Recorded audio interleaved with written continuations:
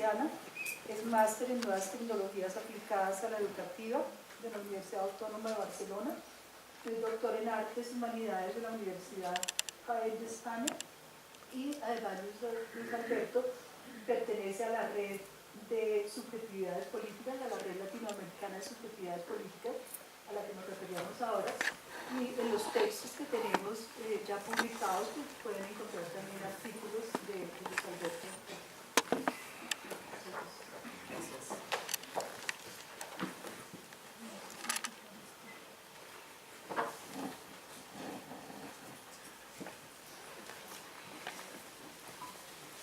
Bueno, no sé si nos mire que apagamos esto porque no lo vamos a usar, ¿no?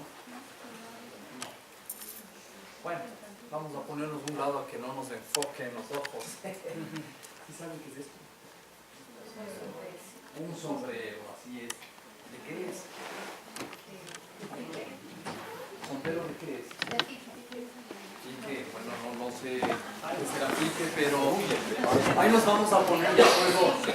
El tema justo que vamos a tratar hoy día se llama diálogo intercultural, o diálogo de saberes. Puede ser que aquí le llamen pique, nosotros le llamamos paja. Paja, sí. En Estos Colombia fueron muy famosos, ¿no? En Ecuador se llama el sombrero de paja toquilla. paja toquilla, claro. O Panama's hat. Pique es otro. ¿No? Sombrerito de Panamá. Sombrerito de Panamá. Que un poco fue porque de Panamá se exportaba. Y adquirió más el peso de Panamá que de Ecuador, una provincia de la costa, una provincia marginal, con una sequía tenaz permanentemente y que ha tenido mucha migración. Pero a lo que me quiero llegar no es a un diagnóstico sobre la pobreza. Lo que me interesa es que esto es saber, esto es conocimiento, esto es técnica, esto es práctica, esto es política. Por un tiempo que todas estas cosas, ¿no es cierto?, desde la modernidad más excluyente, resulta que era vulgar. ¿No es cierto? O sea, esto no era parte del saber, esto no era parte del conocer, esto era parte de aquel conjunto de conocimientos vulgares.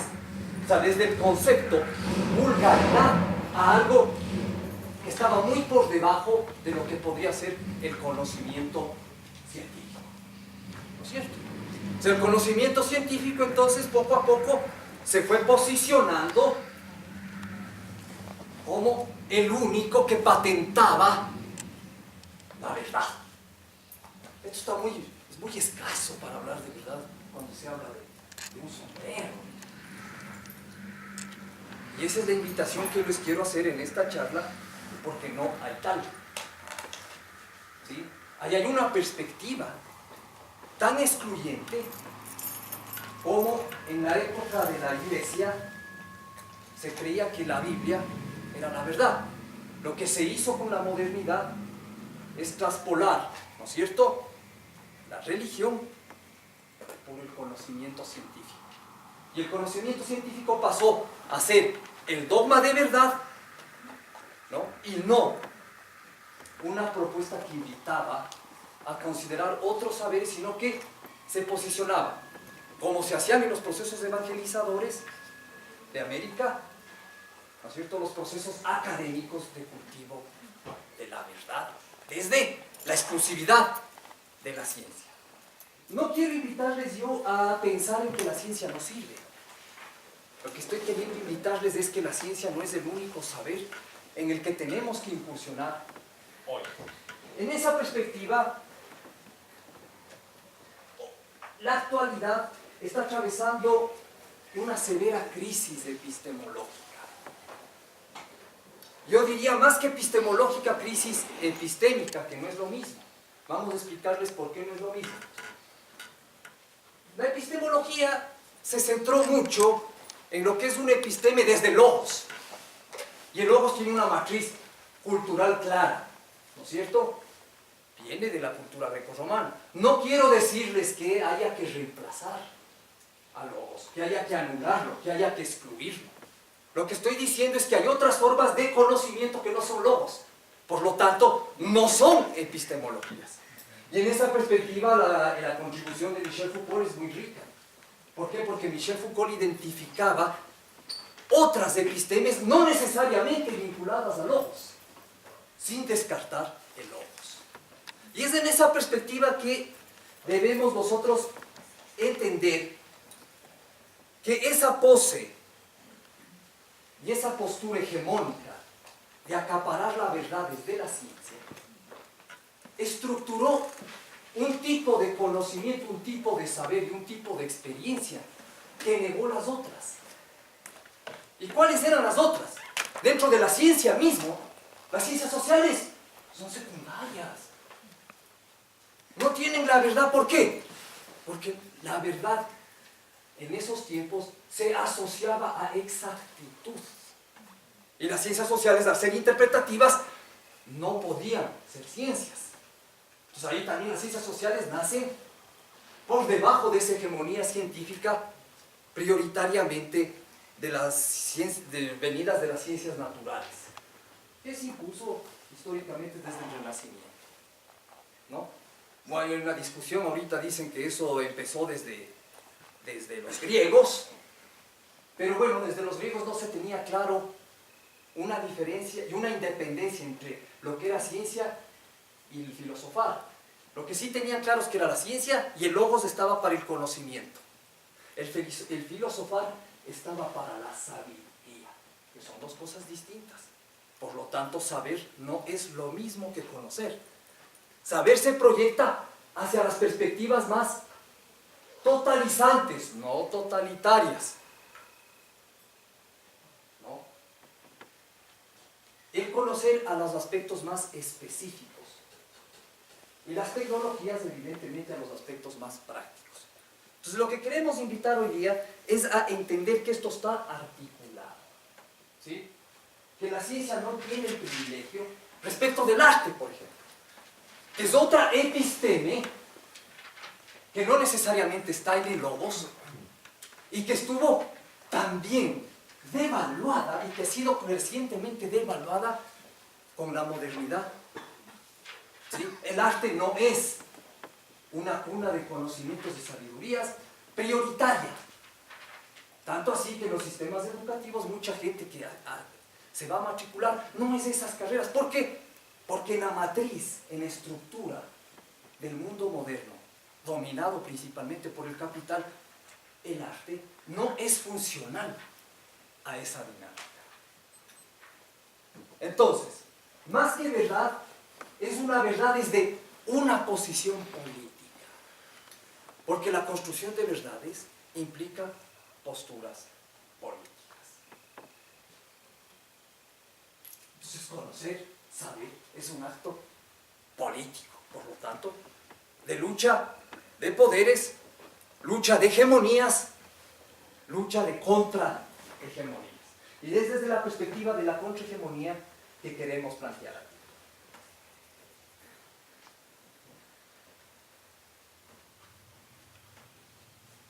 Desde esta propuesta no queremos tampoco llegar al extremo contrario. O sea, lo que es científico no vale. Hay algunas corrientes postmodernas que en cierta forma han ido cayendo en esta perspectiva, ¿no? O sea, lo que es ciencia debe ser descartado y debemos invitar a otras posturas, a otros conocimientos. En el mundo indígena se maneja mucho eso hoy. O sea, hay muchas tendencias del movimiento boliviano, del movimiento ecuatoriano que promulgan que la verdad está más en ellos y no en lo que Occidente propuso. Entonces hay una especie de sustitución entre lo que los movimientos indígenas proponen desde su cultura respecto a las otras perspectivas. Pero no es esa nuestra intención. Hay aspectos de Occidente que son válidos. Y aquí hay un autor que ustedes deben conocer, Jacques Rancière, ¿no? Él afirma categóricamente que nadie sabe todo. Nadie está en capacidad de saber todo. Y a esto un poco también invita a Boaventura de Sousa Santos a decir que nadie es un total ignorante.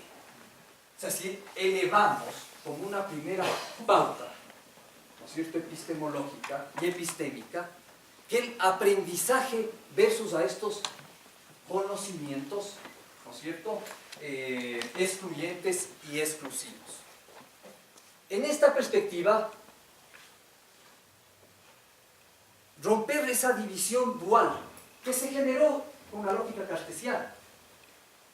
Los conocedores frente a los ignorantes. O sea, no hay tal. Y la cita que nos invita a reflexionar en el espectador emancipado, Rancière, es que esa condición es cartesiana. El que sabe y el que es ignorante. Y ante eso, él cuestiona que no hay tal. Debemos reconocer una multiplicidad de sabidurías, de conocimientos que el ser humano en diferentes instancias ha ido construyendo. En esta perspectiva, entonces, compañeros, compañeras, lo que se quiere posicionar es que la experiencia y todo tipo de experiencia es el principal fundamento de construcción de saberes, conocimientos y tecnologías. En esa perspectiva, la experiencia no es vulgaridad y no es ignorancia. Es más, la ciencia es parte de la construcción societal desde la experiencia. Nada está exento de la experiencia, de construir la vida y el saber desde la experiencia. Y vamos a ponerles un ejemplo. Cuando un niño aprende un lenguaje, está aprendiendo la estructura principal de comunicación. Pero no solo de comunicación, sino de interpretación y de acción sobre un mundo. ¿Y eso cómo lo aprendió? A través de laboratorios. Las principales concepciones y cosmovisiones sociales se construyen a través de la experiencia. Y la ciencia no puede reemplazarla.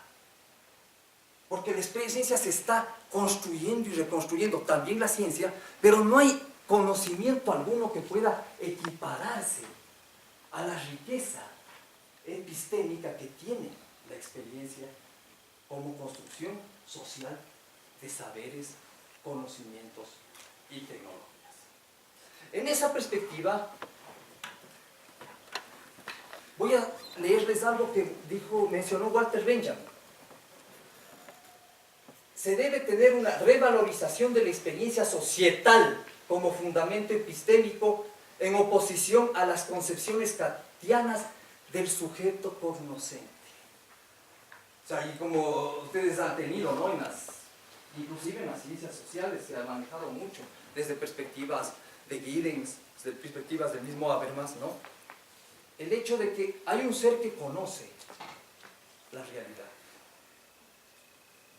que puede interpretarla, y hace un ejercicio de racionalización para encontrar la verdad sobre esa realidad. Que lo que viene directamente desde la percepción no es verdad, porque viene caótico, desordenado y una serie de cosas. O sea, lo que nosotros vemos no necesariamente es verdad. Lo que es verdad está atravesado por un ejercicio de racionalización que permita ver esas estructuras escondidas de la realidad. Y eso hace el sujeto conocente. Walter Benjamin les dice: no, señor, usted, para interpretar ese mundo que está percibiéndole, ya aprendió una forma de entender la realidad que la compartió socialmente. Usted no aprende a interpretar ni a percibir el mundo si no es a través del ejercicio social de conocimiento. Entonces es en esa perspectiva que Walter Benjamin se opone a Kant, ¿sí?, y dice: sí, es la experiencia. Pero aquí quisiera también oponerme un poquito al marxismo.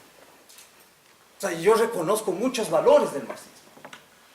Pero en el marxismo también se quería interpretar de que muchas de estas sabidurías populares podrían estar cargadas de ideología o interpretaciones falseadas de la realidad que lo mencionen en ideología alemana y que después un señor, Luis Althusser, lo puso, o sea, ideología versus ciencia, ¿no? Después Gramsci habló de que, claro, no es tanto la cuestión científica, es la filosofía de la praxis versus el sentido común. ¿Se han oído hablar ustedes de eso, verdad? O sea, sentido común es donde la clase dominante ejerce, es por medio del cual la clase dominante ejerce hegemonía, control en las mentalidades, en la conciencia. No estoy negando valor a eso, pero sí la voy a criticar. Y aquí hay una perspectiva que nació desde Hannah Arendt, que dice, no señores, hay valores epistémicos importantísimos desde el sentido común. Nada que ver que solo es una interpretación ideológica de la clase dominante. En el sentido común que las sociedades construyen, hay aspectos liberadores que no pueden ser encajonados únicamente como falsedades o como tergiversaciones ideológicas o como dominio de clase. En el sentido común, nos dice Schultz, lo que nosotros posicionamos es que lo que nos dicen los actores merece ser recogido como reflexividad. Una palabra que ha tomado cada vez mayor posicionamiento en el mundo de las ciencias sociales. O sea, la reflexividad es cómo los pueblos se autoexplican. Cómo los sujetos investigadores también se autoexplican. Pero la reflexividad que estaba planteándonos Schultz, del interaccionismo simbólico, es que los pueblos tienen una autoexplicación sobre sí mismos que nos es importante abordarlos. Y a los cuales prepotentemente nosotros no podemos catalogar como falsedad. Ahí hay una contribución enorme. ¿Sí? Pero evidentemente Hannah Arendt va un pasito más allá. El pensamiento común requiere de crítica, decía ella. Porque la crítica es lo que nos lleva a la política. Entonces, lo que hay que hacer, el sentido común hay que politizarlo, decía ella. Hay que radicalizarlo políticamente a través de la crítica. Y en esta parte también se opone a Kant. ¿No? Se opone a Kant. Y ve que el sentido común que ustedes pueden encontrar en un barrio, en los moradores de un barrio, en una comunidad indígena, podemos decir, constituyen referentes importantes de lo que los pueblos han diseñado como autoconocimiento y autoexplicación. O sea, no es que llegue el cientista social, ve a los pueblos y dice, bueno, yo les voy a descubrir la verdad. ¿Desde cuándo? ¿Desde cuándo? ¿Cómo así? Pero tampoco al revés. No quiere decir que los pueblos saben todo sobre sí mismos y que tienen conciencia plena de todo y absolutamente todo sobre sí mismos. Como decía Rancière, nadie sabe todo. ¿Quién me quiere ayudar acá? Pasando acá adelante unos segundos. Nadie. Estamos con miedito. Le damos un aplauso aquí todos para que pueda pasar. ¿Ah? ¿Quién me ayuda acá? 5 minutos, nada más. No todos al tiempo. A ver, ¿qué pasó? Venga, venga, un aplauso a este compañero.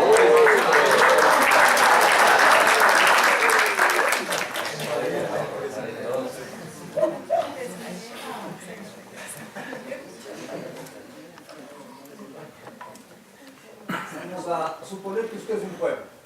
Vamos a asociar con que usted es un pueblo. Olvídese de ser un individuo. Usted pasa a ser un pueblo. Venga, por favor. Póngase de espaldas. Por favor. ¿De espaldas a usted o de espaldas a No, de espaldas a los compañeros. Bien, dígame usted cómo es su espalda. Plana.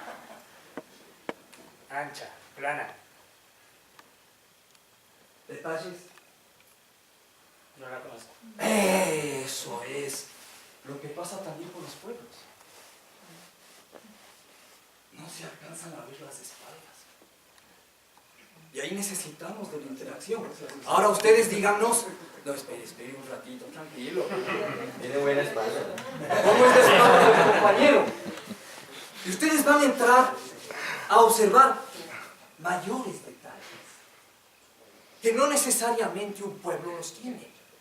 Y a veces el actor externo, los cientistas sociales, artistas, van a encontrar huecas también en los pueblos. Y está bien. Está bien. ¿De acuerdo? Pero aquí viene el quid del asunto. Gracias, Monca. Vale. Un aplauso también porque no se... Pero aquí viene el quid del asunto. No es que el uno tiene su verdad y el otro tiene su verdad. Hay que hacer un ejercicio de diálogo. ¿Sí? Y el diálogo se transforma en una praxis. Ahí sí retomamos al marxismo. Epistemológica, epistémica y política emancipatoria. Dialogar es mucho. En el diálogo se construye el conocimiento. ¿Me comprende? Habrán personas que dicen, no, yo puedo tener conocimiento y sabiduría sin dialogar con nadie. No es posible. Desde que se hizo un ser social, de alguna u otra forma dialogó. Ahora, el problema es ser estrictamente dialógicos.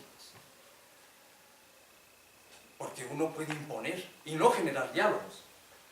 Pero no todo en lo social se impone, porque tampoco los pueblos se dejan. Los niños mismos no se dejan. Recuerden ustedes cuando fueron niños. Niñas. No es que todo lo que decía el papá estaba bien. O sea, muchas veces decía, bueno, ya papá insiste en esto, ya. Pero se está resistiendo. Se está diciendo, yo soy distinto, yo soy diferente en esto. Y yo tengo algo que aportar diferente a lo que mi padre y mi madre consideran sobre la realidad. ¿Sí? Pero el diálogo que se está proponiendo es compartir. Y el que dialoga está dispuesto a compartir. ¿Me comprende? El momento en que nos proyectamos hacia el compartir, tanto cientista social como pueblos, comparten conocimientos, comparten sabidurías. Y la crítica es el acto más tenaz del compartir, pero del compartir que no está con compasiones, que es distinto. El compartir que desnuda, el compartir que te hace ver lo que tal vez no estás viendo, que te hace conocer lo que estás descuidando, que te hace adentrarte en lo que está encubierto. ¿Sí? Y ahí el conocimiento